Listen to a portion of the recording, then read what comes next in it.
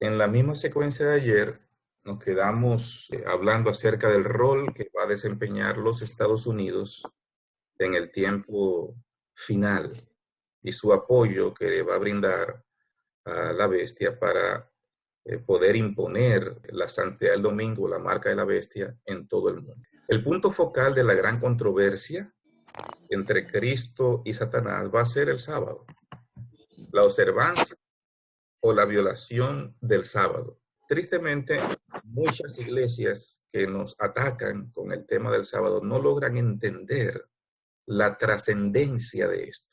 Ellos lo reducen a un asunto de la ley y nada más. Pero el tema del sábado tiene que ver es con la adoración. La adoración, a quién yo adoro, a quién le rindo mi culto, a quién le rindo mi vida. Es de eso que tiene que ver. Y es lo que va a dividir la humanidad en dos grupos. Los que adoran a Dios y los que tienen la marca de la bestia o adoran a la bestia. Así se va a dividir el mundo. El sábado o el domingo va a establecer una separación en la humanidad. El tema de la ley dominical, cuando se establezca, va a provocar el desenlace de todos los eventos finales. Es como el punto de partida, la puerta de entrada a todos los eventos finales. Antes que termine el tiempo de gracia, se va a promulgar una ley dominical federal en todo el país de los Estados Unidos. Y eso va a dar comienzo a la gran prueba para la iglesia, a la crisis máxima de la historia de la humanidad. Una vez los Estados Unidos haga esa aprobación, entonces otros países van a imitar ese mismo sendero y van a seguir haciendo leyes similares a las que hizo ya esta nación como punto de partida, como la nación a seguir el ejemplo. Cuando esa ley se haga obligatoria en todo el país, entonces vamos a ver lo mismo en el mundo entero. Y Elena G. de White da la orientación de que bajo la inspiración divina, de que cuando se dé ese momento es el tiempo de nosotros salir de las grandes ciudades, prepararnos para abandonar las pequeñas, prepararnos, porque recuerden, todavía hay gracia. Y si todavía hay gracia, entonces no podemos desaparecernos. Yo quiero reiterar un poquito esto porque hay personas que se han enfocado en que hay que salir de la ciudad al campo. Hay personas que se han enfocado en eso. Quiero detenerme un momentito porque en una iglesia que estuve hablando recientemente, personas estaban cuestionando, pero tenemos ya que salir, ¿cuándo es el momento? O sea, hay personas que están diciendo que ya hace tiempo que debemos salir, que en la ciudad no se puede vivir. El ideal de Dios siempre ha sido que nosotros vivamos fuera de las ciudades. De hecho, nunca fue el plan de Dios que la gente se acumulara. Miren la historia de la Torre de Babel. Pero aclaro eso, ¿verdad? Así de manera sencilla, de que Dios nos ha colocado en las ciudades para poder proclamar la palabra. O sea, nosotros no podemos abandonar las ciudades y dejarlas solas. ¿Quién va a predicar entonces? Es muy importante que entendamos que en el momento indicado, cuando se establezca ya la ley dominical, hay una indicación, salir de las grandes ciudades, pero todavía podemos estar en las pequeñas ciudades para ir desde ahí avanzadas a predicar en las grandes ciudades. Entonces, ese es el proceso que la inspiración profética nos ha dicho que tenemos que hacer. Cuando venga entonces el siguiente punto, entonces sí ya tendremos que salir de las pequeñas ciudades también. Las 7 plagas se desencadenan después que se establece la ley dominical, que estamos todavía proclamando la palabra de Dios. Hay gracia todavía, estamos predicando la palabra. No caen las plagas, todavía hay gracia. Ahora, una vez termina el tiempo de gracia, entonces comienzan a caer las 7 postreras plagas. Las 7 postreras plagas, la Biblia dice, Apocalipsis 15 y 16, que van a caer sin mezcla de misericordia. Ya vamos a estudiar ese tema con más amplitud más adelante. Cuando las plagas estén azotando a la humanidad, la palabra inspirada señala que las personas van a acusar a los hijos de Dios como los culpables de esas plagas que están afectando a el mundo. Son esos, los hijos de Dios, esos son los culpables por no querer guardar el domingo. Nos van a acusar. Y entonces el mundo entero se va a fijar en esa secta guardadora del sábado, dice la inspiración profética. Entonces ahí se va a provocar un decreto de muerte. Entonces cuando se promulgue ese decreto de muerte con fecha y hora, similar a los decretos que usted va a encontrar en el libro de Daniel, por ejemplo, en el libro de Daniel hubo un decreto para que todo el mundo se postre a adorar la estatua, que es en el capítulo 3, Nabucodonosor había mandado hacer. Si usted va al libro de Esther, va a encontrar similar un decreto también que se dio para exterminar a los judíos en un día específico. Algo similar va a ser ahora, en el tiempo final, se va a dar un decreto con un día, con una fecha, para exterminar a los hijos fieles de Dios. Los poderes aliados en la lucha contra Dios y su verdad y su pueblo van a ser, ¿quiénes? 3 poderes. El dragón, que es Satanás, como sabemos, Apocalipsis capítulo 12 lo describe de manera inequívoca, y su punta de lanza para un grupo de la humanidad que es el espiritismo, la religión del espiritismo. Número 2, la bestia, que representa el sistema papal, poder político religioso del papado. Y número 3, el falso profeta, que representa el protestantismo apóstata en los Estados Unidos y en el mundo, que se van a unir en esta misma dirección. Estos 3 poderes, Apocalipsis 16, se van a unir para dominar el mundo. Es lo que conocemos como la triple alianza. Se va a unir el espiritismo, el papado y el protestantismo para poder gobernar, dominar el mundo completamente a su antojo.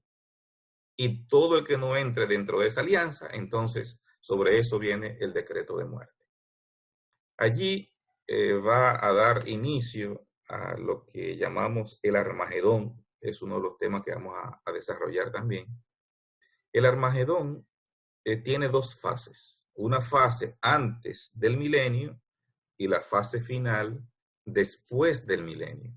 Vamos a estudiar ambas fases cuando lleguemos al tema del Armagedón. El profeta ve salir de la boca del dragón, de la boca de la bestia y de la boca del falso profeta, 3 espíritus inmundos a manera de rana, y dice la Biblia, son espíritus de demonios, los cuales harán grandes señales para engañar a los reyes de la tierra, para inducirlos a la batalla final contra Dios, su pueblo y su verdad. O sea, la batalla final de los poderes aliados, esta triple alianza, ¿contra quién? Contra el pueblo de Dios, pero cuando se pelea contra el pueblo de Dios, se pelea contra Dios. Se pelea contra la niña de los ojos de Dios. Y se está peleando contra la verdad de Dios. Entonces Dios viene a defender a su pueblo. Serán defendidos por ángeles que actuarán con apariencia de guerreros poderosos. Y el Señor ha prometido que su pan y su agua les serán provistos de una manera admirable. Dios no va a dejar a sus hijos en ese momento de la gran prueba final. Dios va a estar con su pueblo, protegiéndolo. Y aunque estén fuera de las ciudades, porque es la indicación que Dios nos ha dado, que cuando ya se dé el decreto de muerte salgan aún de las pequeñas ciudades, entonces vamos a estar huyendo fuera del alcance donde nos arroparían y nos exterminarían en un momento si nos quedamos en las ciudades. Entonces tendremos que salir de allí por eso, pero Dios va a proveer para nuestras necesidades en esa situación. Esa etapa es la que se conoce como el tiempo de angustia propiamente dicho. El tiempo de angustia, el período de las 7 plagas, es el mismo período. Ese tiempo grande de angustia, de persecuciones, de desastres que van a estar afectando al mundo, aunque las plagas no van a tocar a los hijos de Dios, como aconteció en Egipto, que usted nota que las últimas plagas nunca tocaron al pueblo de Dios, nunca tocaron a los hijos de Dios. La promesa es que en el tiempo de angustia, aunque las plagas no nos van a tocar, la promesa de que no van a afectar al pueblo de Dios, a los hijos fieles de Dios, pero vamos a estar en un mundo convulsionado, siendo afectado, donde tenemos familias que están siendo afectadas. Va a ser un tiempo de dificultad, aún para nosotros que vamos a estar siendo protegidos por el Señor. Ese es el tiempo de angustia que también vamos a dedicar un tiempo para estudiarlo. Daniel capítulo 12 lo describe de esta manera. En aquel tiempo se levantará Miguel, el gran príncipe que está de parte de los hijos de tu pueblo, y será tiempo de angustia cual nunca fue desde que hubo gente hasta entonces. Pero en aquel tiempo será libertado tu pueblo, todos los que se hallen escritos en el libro. La palabra de Dios está diciendo, habrá un tiempo de angustia cual nunca fue desde que hubo gente. O sea, más enfática no puede ser la palabra de Dios. No hay ningún precedente de las dificultades y los desastres que vamos a ver durante ese tiempo. Pero dice claramente la promesa en este versículo que tu pueblo va a ser libertado. ¿Quiénes? Los que estén escritos en el libro. ¿Cuándo se inicia el tiempo de angustia? Cuando termina el tiempo de gracia. Todas las profecías se han cumplido. Terminó el zarandeo. Recuerden, el zarandeo va a limpiar la iglesia, así que ya eso pasó, ya lo vimos. Terminó el zarandeo.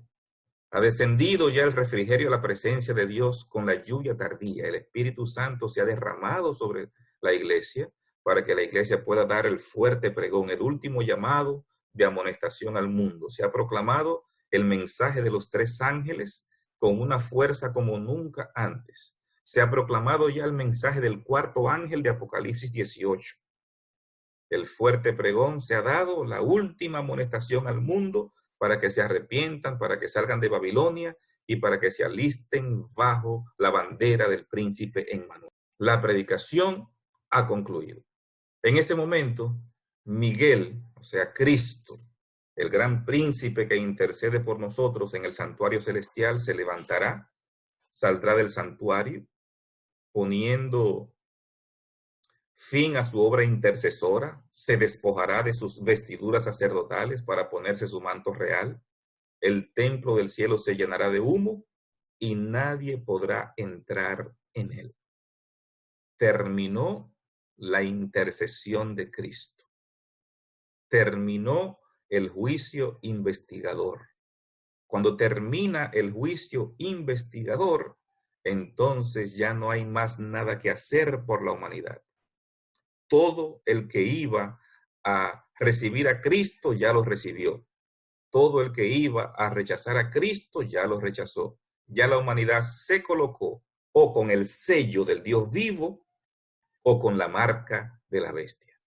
Por lo tanto, si ya todo el mundo tomó una decisión, cada quien está bajo una bandera, bajo un liderazgo, o el liderazgo de Dios o el de la bestia, entonces ya no hay más nada que hacer en el santuario celestial. Por lo tanto, Cristo ahora concluye su ministerio intercesor en el santuario celestial. Recuerden que el juicio investigador comienza en 1844 y comienza por los muertos. Ya comenzó y comenzó por los justos muertos. Los impíos no son juzgados en el juicio investigador. Ya la palabra de Dios dice que el que no cree en Cristo ya ha sido condenado. San Juan capítulo 3. O sea, ya hay una condena para los que no creen. El juicio investigador es únicamente para los que han creído en Cristo, los que han hecho profesión de Cristo, para poder verificar que de la manera que recibimos a Cristo, hemos permanecido en Él. Entonces, aquí ya pasó el juicio de los muertos a los vivos. ¿En qué momento? Yo tengo un estudio donde hablo acerca de en qué momento yo entiendo que el juicio ha de comenzar por los vivos. Lo veo en el futuro todavía. Y entonces aquí ya terminó el juicio por los muertos y vivos cuando termina el tiempo de gracia. Los 4 ángeles de Apocalipsis capítulo 7 que estaban sosteniendo los vientos los soltarán, de manera que se desencadenarán furiosamente todas las pasiones humanas y descenderán sobre los impíos las 7 postreras plagas. La palabra de Dios ilustra que hay 4 ángeles que están reteniendo los vientos de las pasiones humanas para controlar y que no lleguen a desenfrenarse antes que terminemos de predicar el Evangelio. Pero una vez terminemos la predicación del Evangelio, se acabó el tiempo de gracia, entonces ya esos ángeles se van a ir, van a soltar los vientos y las pasiones de los hombres se van a desenfrenar. No habrá cómo controlar las pasiones humanas. Las personas van a llegar hasta los extremos que nunca hemos imaginado de la maldad. Así va a ser esa etapa cuando ya no estén reteniendo los vientos de las pasiones humanas los ángeles celestiales. Entre la liberación y la segunda venida de Cristo, cuando lleguemos a este estudio, este es un estudio muy interesante, vamos a ver allí todos los eventos que van a acontecer entre la liberación y la segunda venida de Cristo. Bien marcaditos cada uno de los eventos, lo que va a ir sucediendo hasta que Cristo llegue por segunda vez a la tierra. Así que me gusta ese estudio porque me gusta ver los eventos así en una forma secuencial y lógica de cómo van a ser. Y en esa etapa, ya después del tiempo de gracia, entonces, ¿cómo van a ser esos eventos? Va a ser un estudio también interesante que vamos a ver. La intervención majestuosa de Dios paraliza a los malvados en sus intentos de destruir a los fieles. Cuando se da el decreto de muerte, entonces, ¿qué dice la sierva de Dios que va a suceder? Brilla el sol a medianoche. Hay un despliegue de fenómenos sobrenaturales, similares a lo que hubo en el siglo XIX. Hay un terrible terremoto, según describe Apocalipsis, cual nunca fue desde que el hombre existe sobre el planeta Tierra. Un terremoto extremo, así va a ser ese momento. El mar hierve y se hincha. Los edificios gigantescos de las urbes modernas son destruidos. Estos eventos vienen en las 7 postreras plagas. Entonces, se da un evento importante que es la resurrección parcial. La resurrección parcial es una resurrección especial donde van a participar los que han muerto en la fe del mensaje del tercer ángel, también los que surgen de los sepulcros, que tuvieron que ver con la muerte de Jesús, como él dijo, y los que le traspasaron, y los enemigos más acérrimos de la verdad y de Cristo. Sus armas, las armas que vuelven los perseguidores contra el pueblo de Dios, entonces se vuelven contra ellos. Y entonces aparece la majestuosidad de Cristo en las nubes de los cielos ya para liberar a su pueblo. Se ve primero como una pequeña nube en la distancia. Y una vez Cristo llega, que no va a tocar tierra, recuerden, va a quedar suspendido en el aire, entonces se da la primera resurrección. Todos los santos de todas las edades que murieron siendo fieles a Cristo son levantados. Los justos vivos son glorificados. Los impíos son destruidos con el resplandor de la venida de Cristo. Así que la larga espera ha concluido. Cristo llega para rescatar y salvar a su pueblo. Bendiciones. Quisiera aprovechar para puntualizar un asuntito sobre la salida al campo. Me alegro mucho la forma como usted lo presenta.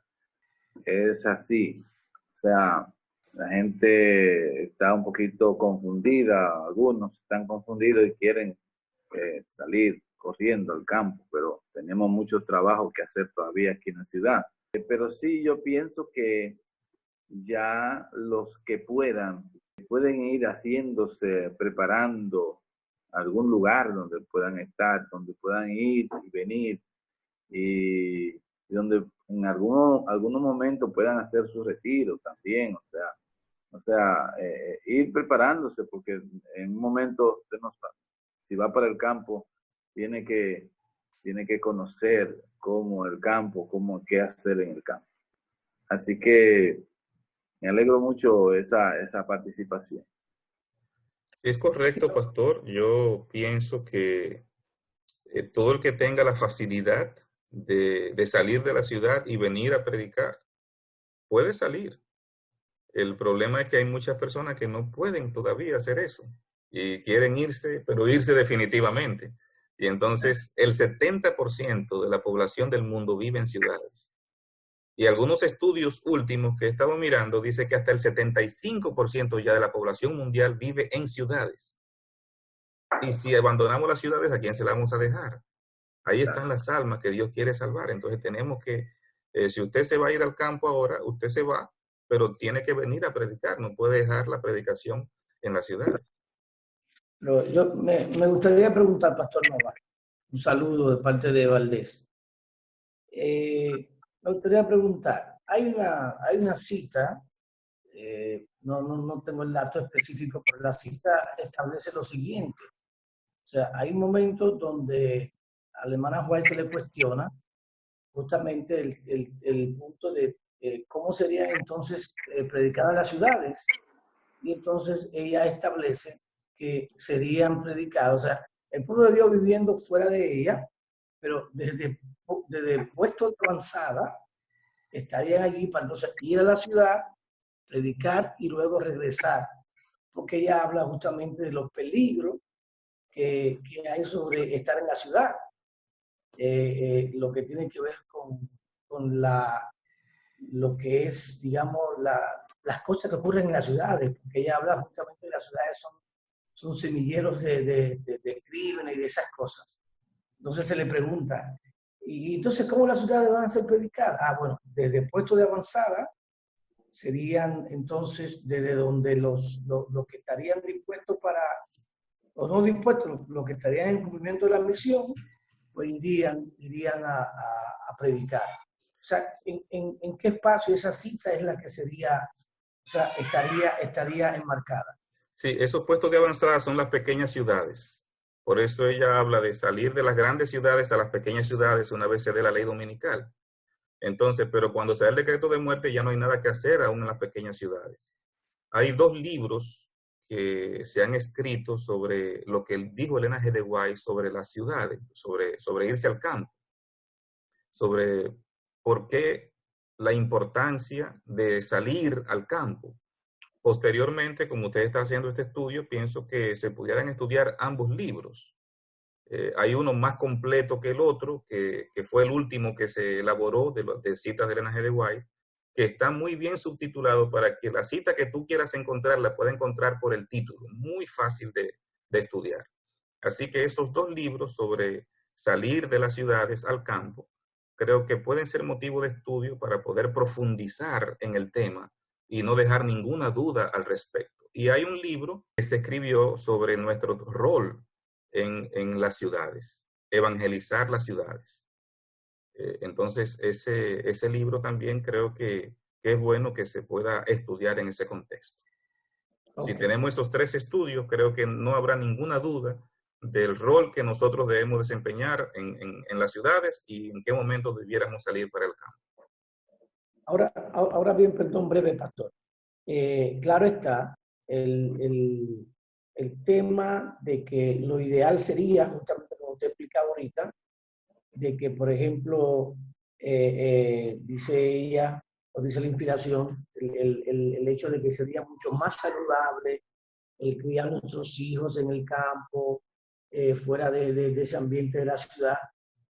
Ciertamente, para todo el que pueda, como usted decía, tener esa facilidad en ese proceso de creación del carácter de los hijos, realmente eso sería el ideal. Es el ideal de Dios, es el ideal de Dios. El que pueda hacerlo está siguiendo el ideal de Dios.